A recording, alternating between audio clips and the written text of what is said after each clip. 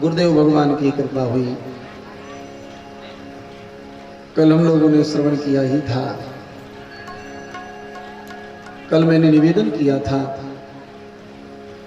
हमारे इस 9 दरवाजे की नगरी में 2 ही दरवाजे ऐसे हैं जिन 2 दरवाजों से संसार भी भीतर प्रवेश करता है और भगवान भी भीतर प्रवेश करते हैं। 2 ही तो दरवाजे, और वो 2 दरवाजे, एक आंख है और एक कान है। आंखों से हम जैसा देखते जाएंगे देखते जाएंगे देखते जाएंगे वैसा संसार हमारे भीतर प्रवेश कर जाएगा, और कानों से हम जैसा सुनते जाएंगे वो भीतर प्रवेश कर जाएगा। अगर इन आंखों से हमने संसार की चकाचौंध देखी, संसार के प्रपंचों को सुना, तो फिर ये संसार भीतर भर जाएगा। और जिन आंखों से हमने संसार देखा, संसार के बारे में सुना, तो संसार भीतर भर गया। अब भगवान को भीतर भरना है तो क्या करें? बोले संसार के चकाचौंध को देखना बंद कर दो, संतों का दर्शन करना प्रारंभ कर दो, भगवान का दर्शन करना प्रारंभ कर दो। ये संत भगवान के चलते फिरते स्वरूप है। संत भगवंत अंतर निरंतर नहीं। मेरे पत्रिका में गोस्वामी जी महाराज कहते हैं, संत में और भगवंत में तनिक भी अंतर नहीं। प्रारंभ कर दो देखना, भगवत कथा सुनना प्रारंभ कर दो। जब हम भगवान की कथा सुनेंगे और संतों का, ठाकुर जी की सुंदर छवि का दर्शन करेंगे, तो जैसे संसार भीतर प्रवेश किया था ना, ऐसे ही भगवान भी भीतर प्रवेश कर देंगे। नेत्रों के माध्यम से भगवान भीतर जाते हैं, कानों के माध्यम से भी भगवान भीतर जाते हैं।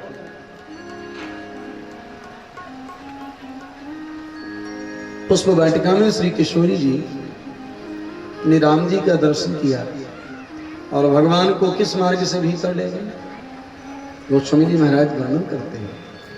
लोचन मगरा नहीं उर आनी, लोचन मगरा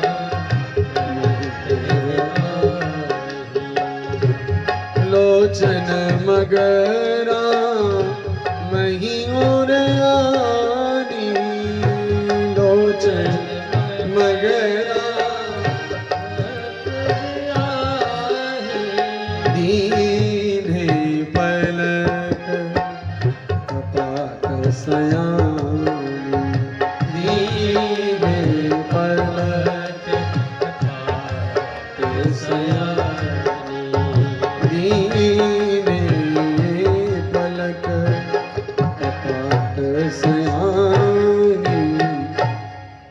लोचन मग रामई और आनी दीन्हे पलक कपाट सयान। भगवान नेत्रों के माध्यम से भीतर गए। और भागवत जी में माता रुक्मिणी जब पत्र लिखती हैं भगवान द्वारकाधीश के लिए, तो सबसे पहला श्लोक लिखती हैं, प्रभु हमने आपको देखा तो नहीं, लेकिन नारद जी हमारे पिताजी के यहाँ आते थे और नारद जी आपके गुणानुवादों का वर्णन करते थे, आपकी सुंदर छवि का वर्णन करते थे। नारद जी के द्वारा मैंने आपके गुणानुवादों को श्रवण किया, सो सुन करके ही मैंने आपको वर्ण कर लिया। रुक्मिणी जी कहते श्रुत्वा गुणा भुवन सुंदर शृण्वतान्ते निर्वेश्य कर्ण विवरै हरतो तापम रूपम दृशा नृसिमताखिलातुलाभं कय्यच्युता विशतचित्रमपत्रभं मे। श्रुत्वा गुणान् भुवन सुंदर शृण्वतान्ते।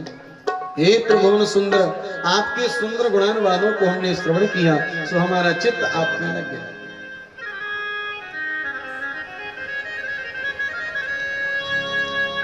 तो गुरुदेव भगवान की पूजा करी और गुरुदेव भगवान ने आशीर्वाद दिया। देखो अभी तक तो मानस में गोस्वामी जी महाराज शब्द देते हैं धनुष यज्ञ सुन रघुकुल नाथा, हर्ष चले मुनिवर के साथा।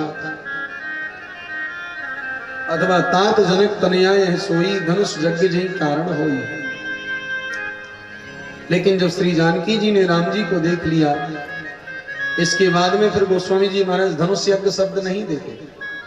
पहले धनुष यज्ञ शब्द दिया जब तक कन्या ने वर के लिए नहीं देखा, वर ने कन्या के लिए नहीं देखा।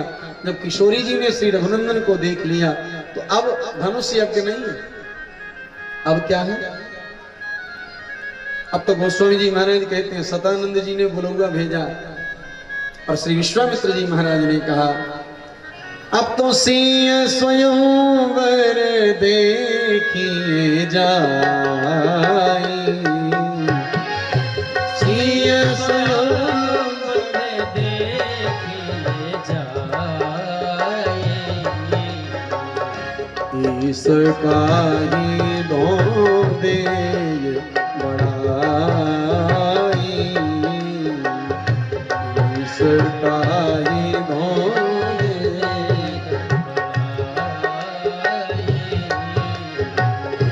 लखन कहा जस भाजन सोई, लखन कहा जस भाजन सोई, नाथ कृपा तब जा पर होई, नाथ कृपा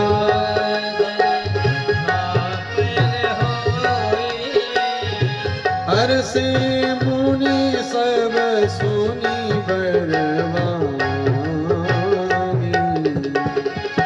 हर से मुनि सब सुनी बरवानी, दीन असीस सबहि सुखवानी, दीन असीस सबहि सुखवानी, सिंह स्वयंवर देखिए जाई, ईस काहे धो दे बढ़ाई। विश्वामित्र जी ने कहा कि चलो सिंह स्वयंवर देखें। आज ईस किसको बढ़ाई देना चाहता है? लक्ष्मण जी ने कहा कि गुरुदेव आप कैसी बात कर रहे हैं, ईस काहे धो दे बढ़ाई, ईस किसको बढ़ाई देना चाहता है, आप कैसी बात कर रहे हो? अरे आपका हाथ जिसके माथ पर होगा बड़ाई तो उसे ही मिलेगी, आपका वरद हस्त जिसके माथे पे है बड़ाई उसे मिलेगी और किसे मिलेगी। जैसे ही कहा लक्ष्मण जी ने तो जितने महात्मा साथ में थे महाराज सब प्रसन्न हो गए, सबने कहा बिल्कुल ठीक कहा, गुरुदेव का आशीर्वाद जिसके ऊपर है बड़ाई तो उसी को मिलेगी। और आज रंगभूमि में दोनों भैया आए, गुरुदेव के साथ नगरवासियों को पता चला तो भीड़ उमड़ने लगी। अब तो कहीं मृदु वचन विनीत तिना, बैठा रे नर नार, उत्तम मध्यम नीच लघु, निज निज थल लनुहार। जनक जी महाराज ने तुरंत सेवकों को भेजा और कहा जाओ जाकर के सबकी व्यवस्था करो, जो जैसा है उसके लिए वैसा व्यवस्थाएं की। सेवक दौड़ गए, सबकी व्यवस्था कर दी, जो जिस योग्य है उसके लिए वैसी व्यवस्था। भगवान ने जब प्रवेश किया ना, यहां रघुनंदन ने प्रवेश किया और भागवत जी में वेदव्यास भगवान कहते हैं जिस समय मथुरा में भगवान श्री कृष्ण ने प्रवेश किया, दोनों ठाकुर जियों की झांकी एक ही। भगवान ने भी जब प्रवेश किया तो मल्ला नाम अस्निर नृणाम नरवरः स्त्रीणाम स्मरो मूर्तिमान, गोपा नाम स्वजनो शताम सिति भुजाम, शास्ता सुपुत्रो शिशु मृत्युर्भोज पते विराट विदुषाम तत्तम परम योगिना। भगवान श्री कृष्ण ने जिस समय प्रवेश किया सभा में तो मल्ला नाम अस्निर नृणाम, बड़े बड़े मल्लों को लगा, बड़े बड़े पहलवानों को लगा कि हमारे गुरु दादा आए। ज्ञानी महापुरुषों के लिए भगवान विराट स्वरूप में दिखे, स्त्रियों को लगा साक्षात मूर्तिमान कामदेव आ रहा है। और जितने देवकी वसुदेव ने देखा दूर से, हमारे छोटे छोटे बच्चे, माता पिता को तो बच्चे दिखाई, और कंस ने जैसे ही देखा भगवान के लिए तो ऐसे लगा जैसे मृत्यु भोजपते विराट विदुषाम। कंस ने भगवान को देखा तो कंस को तो लगा कि साक्षात मेरा काल मेरे सामने आ गया। कंस ने कहा भी, कंस ने कहा कि कृष्ण तुम काले हो, तुम्हारे माँ बाप का कोई ठिकाना नहीं। कोई कहता है कि यशोदा नंदन हो, कोई कहता है देवकी नंदन, तुम्हारे माँ बाप का भी ठिकाना नहीं है, तुम काले हो। भगवान ने कहा कि कंस बताए मैं काला बनकर के क्यों आया? काल का रंग काला होता है और मैं तेरा काल बनकर के आया, मैं कौरवों का काल बनकर के आया, इसलिए मैं काला। देखो भगवान ने जहां जैसी आवश्यकता पड़ी ठाकुर जी ने वहां वैसा जवाब दिया। एक बार चर्चा चली सखियों के मंडल में, सखियां कहने लगी अरे बहना समझ में ना आवे, देखो बहना बाबा नंद गोरे हैं, यशोदा मैया गोरी है, फिर ये दारी को कनुआ कारो बीच में कहाते हैं, ये पता ना चले। जब मैया गोरी बाबा गोरो तो फिर ये दारी को कनुआ कारो कहते हैं क्यों? तब तक एक सखी ने कहा अरे बहन तुम नहीं जानती, हम अपनी आंखों में श्याम सुंदर को बसाती है ना। सखियों ने कहा बसाती तो है, तो हम अपनी आंखों में श्याम सुंदर को बसाती हैं, और बहन इन्हीं नेत्रों में हम काजल भी तो लगा लेती हैं, इसलिए काजल लगाने से श्याम भय कारे सखी। अरे सखी काजल को लगाने से श्याम काले हो गए। जहां जैसी आवश्यकता वहां वैसा जवाब।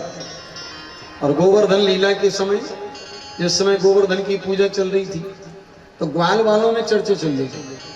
भगवान के सखा मन सुखा मधुमंगल श्री दामा, ब्रज के संत तो कहते हैं रेंदा पैना झरा झपटुआ, ये सब के सब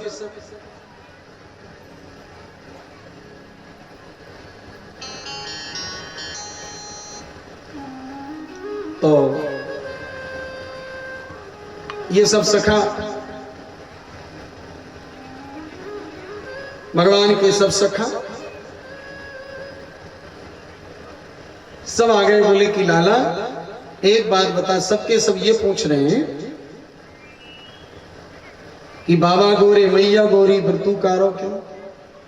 बोली ये मुझे तो पता नहीं है, बाबा से पूछना पड़ेगी। नंद बाबा से कन्हैया पूछे जाकर के, बोले बाबा एक बात बताओ।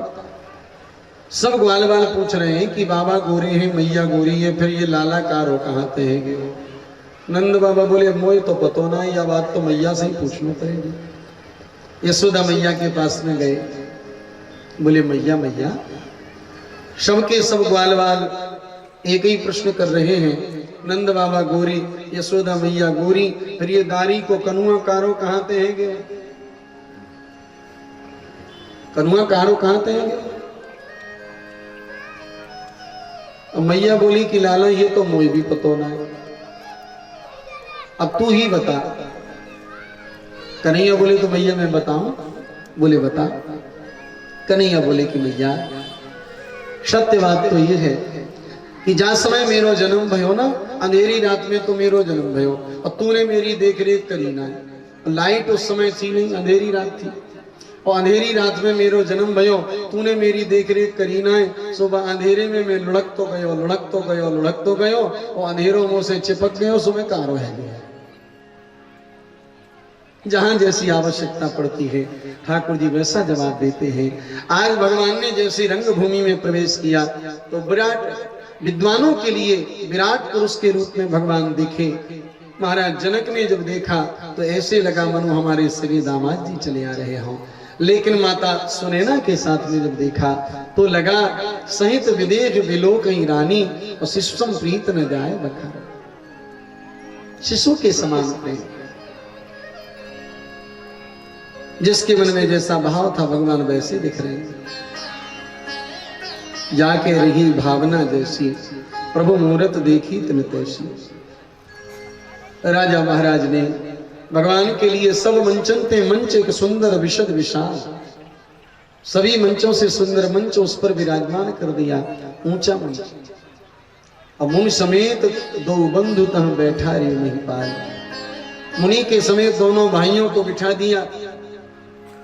मुनि समेत दो बंधु तह बैठा रे महिपाल, भगवान बैठे नहीं बल्कि उनको बिठा दिया। अब वो मंच तो विश्व विजयी मंच था और उस मंच के ऊपर वही बैठेगा जो शिव धनुष को तोड़ देगा, वो विश्व विजयी मंच है। लेकिन जनक जी महाराज ने थोड़ी सोचा था कि ये धनुष तोड़ेंगे, वो तो महात्मन के लिए आसन है और उनके साथ में ये दोनों कुमार बैठेंगे तो शोभा बन जाएगी, सुंदर लगेंगे, इसलिए दोनों को बिठा दिया। अब ये पता थोड़ी था कि जिसको बिठा रहे हैं धनुष भी वही तोड़ेगा। मुनि समेत दो बंधु तह बैठा रे महिपाल, और जैसे ही ठाकुर जी बैठे तो जो कुटिल राजा थे वो आपस में चर्चा करने लगे, बोले अभी शिव धनुष तो टूटा नहीं और ये सब मंचन थे, मंच एक सुंदर विशद विशाल वहां बिठा दिए। अरे भैया, जैसे सूर्य भगवान उदित हो तो ताराओं की चमक सब चली जाती। सभी कुटिल राजाओं के चेहरे काले पड़ गए प्रभु को देख कर।